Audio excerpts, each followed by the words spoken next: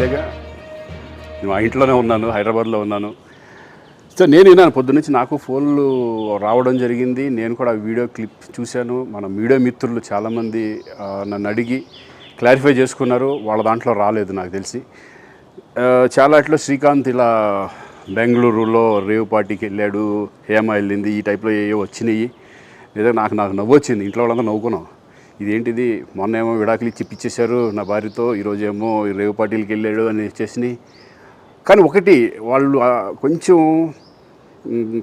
తొందరపడ్డంలో ఇది లేదనిపించింది. ఎందుకంటే అతను ఎవరో కానీ కొంచెం నాలాగా ఉన్నాడు. వాడు కొంచెం ఇలా కప్పుకొని, అది గెడ్డం ఉంది, బట్ ఇప్పుడు గెడ్డం నాకు లేదు అని, బట్ గెడ్డంతో నేను షాక్ అయ్యాను. ఇదేంటిది నాలాగా ఉన్నాడు ఏంటి అని నేనే షాక్ అయ్యాను. సో దయచేసి ఎవరు నమ్మొద్దు. ఎందుకంటే రేవ్ పార్టీలకి వెళ్ళే కల్చర్ నాది కాదు, పబ్ కల్చర్ మనిషిని కాదు నేను.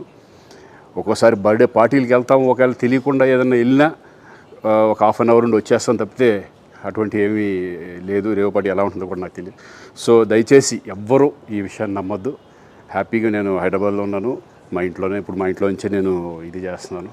సో దయచేసి మీడియా మిత్రులందరికీ కూడా నేను చెప్పేది ఏంటంటే, ఏ విషయం కరెక్ట్గా తెలుసుకోకుండా మీరు కూడా థంబ్నైల్స్ పెట్టేసేసి నా బొమ్మ వేసేసి రేవ్ పార్టీలో పట్టుబడ్డ శ్రీకాంత్ ఈ టైప్లో వేస్తున్నారు. కాబట్టి దయచేసి ఎవరు నమ్మొద్దు.